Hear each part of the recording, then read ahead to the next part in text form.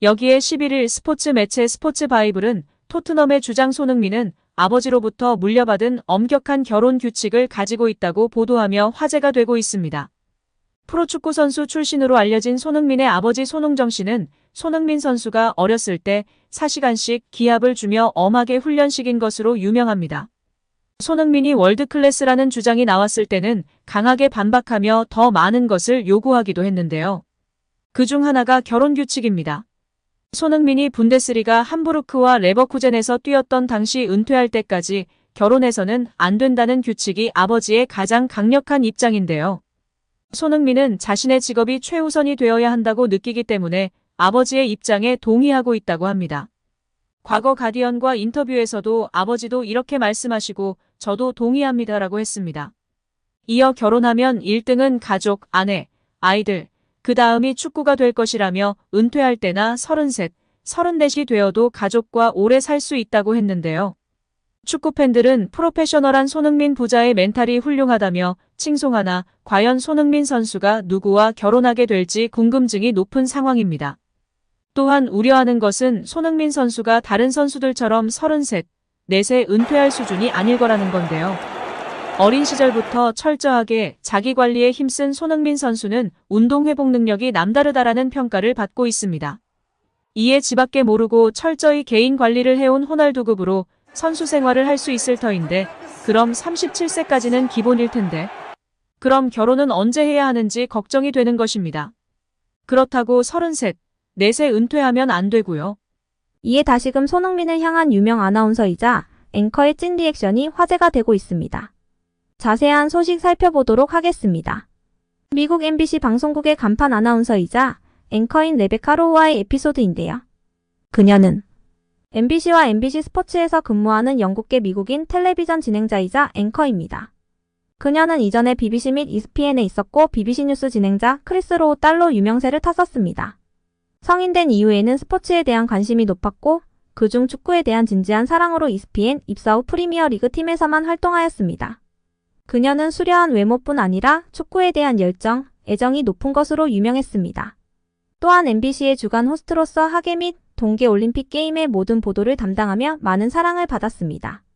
2014년 소치, 2016년 리우데자네이루, 2018년 평창, 2020년 도쿄, 2022년 베이징 올림픽까지 메인 보도를 진행하며 많은 팬들의 관심과 사랑을 받아왔고 그녀의 전문성과 스포츠에 대한 열정을 많은 팬들이 사랑했습니다. 그녀는 오랜 기간 프리미어리그를 담당하고 있어 수많은 프리미어리그 스타 선수들을 그런데 그녀가 손흥민과의 인터뷰를 진행하며 이전과 달리 굉장히 긴장하고 쑥스러워하는 모습과 더불어 마치 아이돌을 보는 듯한 눈빛이 화제가 되었습니다. 뿐만 아니라 인터뷰 종료 후에는 자기도 모르게 손흥민을 향한 사랑과 애정을 표현하며 큰 화제가 되었습니다. 또한 콘테와의 악수와 손흥민 선수와의 악수 시 온도 차이가 팬들 사이에서 크게 화제가 되기도 했었습니다. 현지 팬들은 MBC 방송국의 간판인 그녀가 소니를 향해 소녀처럼 좋아하는 모습이 크게 화제가 되었고 흐뭇했던 것 같습니다. 영국 현지에서는 손흥민 선수가 실력도 실력이지만 항상 겸손하고 최선을 다하는 그의 성격, 인성에 대해 높이 평가하고 있습니다. MBC 간판인 로우도 수많은 빅스타들을 만나왔지만 손흥민처럼 인성이 좋았던 선수를 많이 보지 못했을 것 같습니다. 그래서 진심 어린 팬심으로 리액션이 나오면서 화제가 되었던 것 같습니다. 한편 손흥민을 향한 애정은 레베카 로우뿐 아니라 많은 여자 축구 선수도 표현했었는데요. 대표적으로 베타니 발서, 알리샤 레만, 로렌 피켓 등이 있습니다. 손흥민이 힘든 시기를 보낼 때 SNS에 글을 게시했는데 좋아요와 댓글이 150만 개나 달리며 위로와 격려를 받았습니다. 여기에 한 댓글이 큰 관심을 받았는데요. 바로 미국 여자 축구 선수 베타니 발서의 댓글이었습니다. 발서는 메리 미라는 댓글을 달며 크게 화제가 되었습니다. 미국의 촉망받는 여자 축구 선수가 공개적인 댓글로 청혼을 하여 많은 팬들과 관심과 이목을 받았었죠. 후에 발서는 남자 축구 선수 중 가장 닮고 싶은 선수로 손흥민을 꼽기도 했습니다. 두 번째로는 알리샤 레만이 있는데요. 레만은 남자 축구 선수 못지않은 팔로워 수가 증명하듯이 엄청난 인기를 자랑하는 여자 축구 선수입니다. 화려한 축구 실력과 더불어 수려한 외모로 많은 남성 팬들을 보유하고 있는 그녀가 손흥민은 빠르고 기술이 좋고 에너지가 넘치는 축구 선수라고 생각하고 가장 좋아하는 축구 선수 중 한 명이라고 평가했습니다. 그녀가 유일하게 먼저 팔로우한 남자 축구 선수가 손흥민이라 크게 관심을 받으며 화제가 되었습니다. 마지막으로는 로렌 피켓인데요. 앳된 외모의 그녀는 토트넘 여자 축구단에 입단하며 빠르고 기술이 좋은 선수라 손흥민과 닮았다는 평가를 받았고, 실제 인터뷰에서 가장 존경하고 좋아하는 선수로 해리 케인과 손흥민을 꼽았습니다. 이처럼 수많은 슈퍼스타들이 손흥민 선수를 향한 애정을 드러내곤 했는데요. 과연 손흥민의 배우자는 누가 될까요? 은퇴 후 결혼을 고려한다고 했는데 은퇴 시기가 늦어졌으면 하는 팬심과 빨리 행복한 가정을 꾸렸으면 하는 마음도 드는 것 같습니다. 프랑스 매체 스포르트는 지난 7일 PSG가 손흥민을 주시하고 있다. 이강인의 이적이 성공하면서 손흥민의 이적도 성공하게 할 자신감을 얻었다. 또 이강인의 영입으로 인해 아시아 시장의 폭발적인 가능성을 확인했다. PSG는 아시아 시장의 영향력을 확대하고 싶어 한다라고 전했습니다. 이어 PSG는 지난 여름에 이강인 영입에 2천만 유로 약 287억 원래를 쏟아부었다. 그는 PSG에서 좋은 성적을 거두고 있다. 또 무엇보다 마케팅 측면에서 완전히 성공적이었다. 이강인의 영입으로 인해 PSG는 여러 상업적인 이득을 얻었다.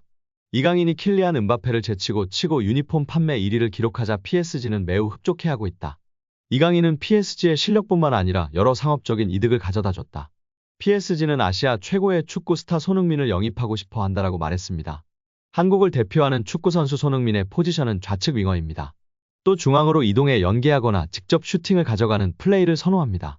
상황에 따라서는 오른쪽이나 중앙 공격수, 세컨드 스트라이커 위치도 가능한데요. 특히 빠른 주력을 활용해 직접 볼을 운반하며 어느 위치든 슈팅을 때릴 수 있는 능력을 갖췄다는 평가입니다. 그는 수비 뒷공간을 파고들 수 있는 속도와 가속도, 양발을 활용한 강하고 정교한 슈팅을 장점으로 가지고 있습니다. 그는 오프사이드 라인을 깨고 득점하는 라인 브레이킹에 능합니다. 또 페널티 박스 내 공간적 여유가 충분하면 지공 상황이더라도 패스받고 슈팅할 수 있는 위치로 적절하게 이동할 수 있습니다. 또한 중거리 슈팅을 양발 모두 정교하게 구사하는 전처후 공격수라는 평가입니다. 정몽구 대한축구협회장은 국제축구연맹 피파가 한국의 사례를 모범으로 보고 있다고 믿고 있습니다. 하지만 대한축구협회는 지금껏 아시아에서 조사 최고 협회상을 받은 적이 한 번도 없습니다. 29일 오후 8시 서울 경희대학교 평화의전당에서 2023 아시아 축구연맹 어워즈가 열렸는데요.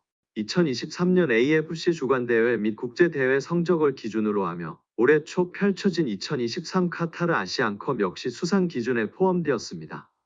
이번 시상식에서 한국은 올해의 남자 국제선수상의 손흥민이, 올해의 여자 감독상의 박윤정 감독이 수상의 영예를 안았습니다. 서령욱, 배준호, 김혜리, 캐시, 유진 페어 등도 수상을 노렸으나 아쉽게 다른 선수에게 영광을 내줬습니다. 대한축구협회도 이번 시상식에서 트로피를 들지 못했습니다. AFG는 각국 축구협회를 피파 랭킹을 기반으로 한 AFG 랭킹으로 구분해 플래티넘, 다이아몬드, 골드, 루비 부문으로 시상을 나눠하는데요. 대한축구협회는 일본 축구협회, 이란 축구협회와 함께 플래티넘 축구협회상 후보에 올랐습니다.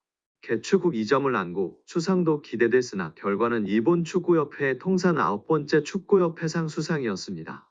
이로써 대한축구협회는 이번에도 AFC 어워즈에서 축구협회상을 수상하지 못하는 굴욕을 맛봤습니다. AFC 어워즈에서 축구협회상이 제정된 2005년 시상식 이래 대한축구협회는 한 번도 해당 부문 정상에 오르지 못했습니다. 일본은 무려 9번이나 협회상을 받을 동안 한국은 단 한 차례도 받지 못한 것입니다. 2013년 시상식에는 3개 부문으로, 2022년 시상식에는 4개 부문으로 나눠졌음에도 결실을 맺은 적은 없습니다. 심지어 북한 축구협회도 사회에, 중국 축구협회도 이에 수상했다는 점에서 대한축구협회가 이를 잘한다고 생각하는 것은 정몽규 회장의 망상이라고 볼 수 있을 것 같습니다. 설령 축구협회상이 실제 운영 능력보다 외교적 능력을 중시했다 하더라도 대한축구협회는 할 말이 없는데요. 엄밀히 말해 외교적 능력이야말로 대한축구협회가, 특히 협회장이 발휘해야 할 덕목이기 때문입니다. 정 회장은 올해 출간한 자서전 축구의 시대에서 중동 카르텔을 지적한 바 있는데 만약 그 틈바구니에서도 외교초 성과를 달성했다면 대한축구협회가 지금까지 축구협회상을 받지 못하는 일은 없었을 것입니다. 자니 인판티노 국제축구연맹 피파 회장의 말도 곱씹을 필요가 있습니다. 인판티노 회장은 28일 축구회관을 방문해 대한축구협회는 아시아를 넘어 세계적으로 모범적인 사례라며 대한축구협회를 비호한 바 있습니다. 관련해 정 회장은 시상식 전 취재진을 만나 인판티노 회장은 한국에서 일어나는 일도 잘 이해하시고 모든 미디어에서 나오는 거 모니터하신다. 선안에 짓는 축구종합센터에 대해 이야기를 드렸을 때는 감격하셨다. 피파도 축구종합센터가 전 세계에 좋은 모델이 될 거라 말했다라고 힘주어 말했습니다. 그러나 인판티노 회장의 말은 어느 나라에서나 할 수 있는 외교적 수사에 가깝고 원론적인 답변에 가깝다는 건 초등학생도 아는데 정몽규만 모르는 것 같습니다. 이 말에 심취할 게 아니라 현실을 되돌아보고 더 발전할 영역이 있는지 탐구해야만 합니다. 정 회장은 AFC 어워즈와 컨퍼런스를 유치하며 한국 축구의 성과를 보고자 했지만 결과적으로 대한축구협회가 여전히 나아갈 길이 멀다는 거 확인하는 장이 됐습니다. 정 회장은 인펀티노 회장의 립서비스에 갇혀 있을 게 아니라 반성을 통해 자신이 해야 할 일을 명확히 이행해야 합니다.